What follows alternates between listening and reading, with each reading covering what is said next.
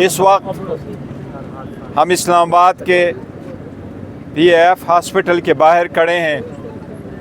मैं अभी रऊफ हसन साहब से मुलाकात करने के बाद बाहर आ रहा हूँ। मेरी तकरीबन 1.5 घंटे उसके साथ हॉस्पिटल में रहा हूँ। उसको जो कट लगा है और जिस तरीके से उसको ब्लेड लगे हैं, ये उसकी ज़िंदगी पे एक अटैक हुआ है।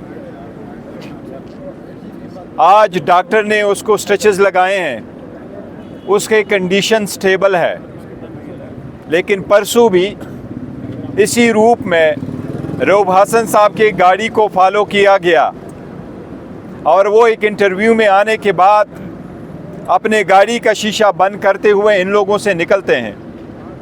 आज जब दोबारा चले जाते हैं तो 3 लोगों ने उन पे अटैक कर लिया, चौथा भी उसको ब्लेड मारता है, एक जो उसकी रिकॉर्डिंग करता है। ये रऊफ हसन साहब पाकिस्तान तहरीक इंसाफ के सेक्रेटरी इंफॉर्मेशन है। वो पाकिस्तान तहरीक इंसाफ जो मुल्क की सबसे बड़ी पार्टी है उसके तर्जुमान है, इसके चीफ इलेक्शन कमिश्नर है। रऊफ हसन साहब की ज़िंदगी पे अटैक पाकिस्तान तहरीक इंसाफ की लीडरशिप पे अटैक है। इससे पहले खान साहब की ज़िंदगी पे डायरेक्टली अटैक हो चुके हैं। ये फर्स्ट टाइम है जबकि हम कोशिश कर रहे हैं कि ये सारे मसाइल एक तरफ हो जाएं और हम आगे की तरफ बढ़े, लेकिन कोशिश की जा रही है कि कोई ऐसे वक़ूए हो जाएं जिससे मुल्क के हालात मज़ीद ख़राब हो।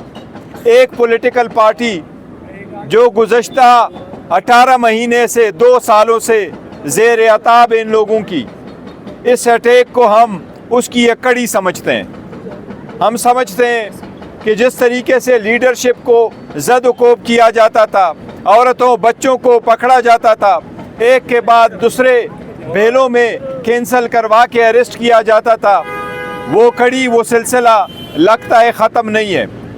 इस वक्त हम प्रीएम्प्ट नहीं करना चाहते, इस वक्त हम प्री सपोज नहीं करना चाहते, पर हम चाहते हैं कि इस वक़ूए की हर एंगल से इन्वेस्टिगेशन हो, प्रॉपर इंक्वायरी हो और जो परपेट्रेटर इसके पीछे हैं उनको कैफर किरदार तक पहुँचाए और उनको वाकई सख्त सज़ा दी जाए।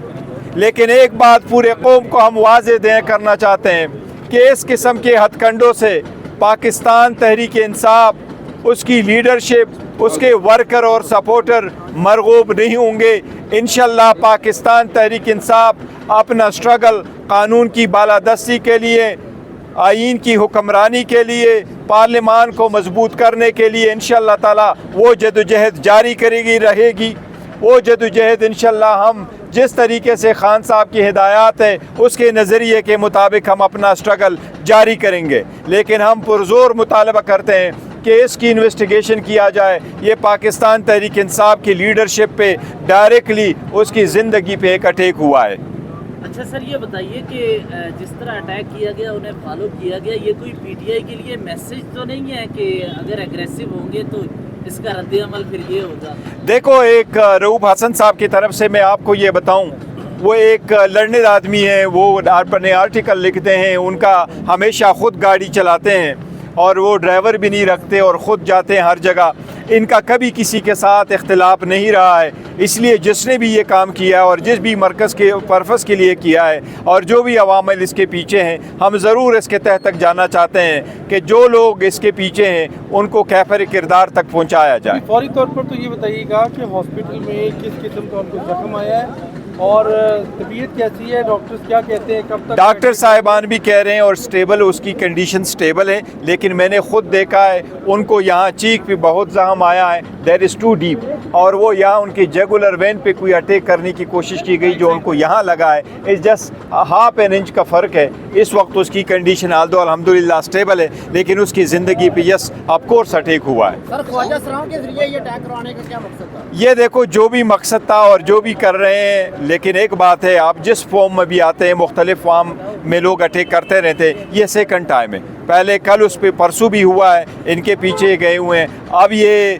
अटैक डायरेक्टली अटैक है, और वो भी सिर्फ मार कटाई नहीं है बल्कि डायरेक्टली एक ब्लेड चलाया गया है जिससे जुगुलर वेन की कट करने की कोशिश की गई है। इसलिए बहुत सीरियस मैटर है और हम सब से अपील करते हैं, हुकूमत से, सारे इदारों से, कि इसके तह तक जाया जाए और उसको प्रॉपर इन्वेस्टिगेट किया जाए और इसको हर एंगल से देखा जाए, चाहे वो दहशतगर्दी हो या अदरवाइज हो। सर बताइएगा, कलम को तंग किया गया एक चैनल के बाहर, तो क्या आपसे कोई बात हुई थी या जो मरकजी कायदीन है उनको एतमाद में लिया गया था कि उनको इस तरह अटैक हुआ?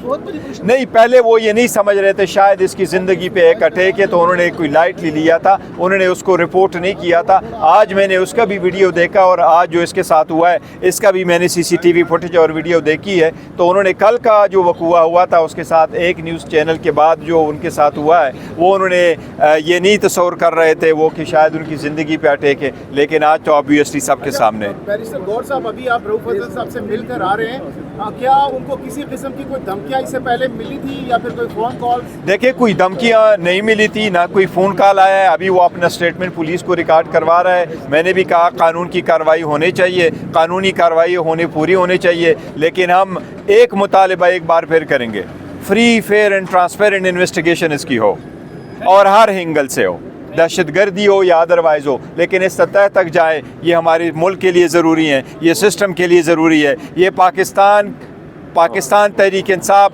जो कि इस वक्त 70% पॉपुलर पार्टी है पाकिस्तान में, इसके लीडरशिप पे एक अटैक है। हम मुतालबा करते हैं कि इसको प्रॉपर इन्वेस्टिगेट किया जाए। क्या झगड़ा हुआ है? नहीं, कोई झगड़ा नहीं है, उसका वीडियो मौजूद है, आप काइंडली उसको देख लें। Thank you.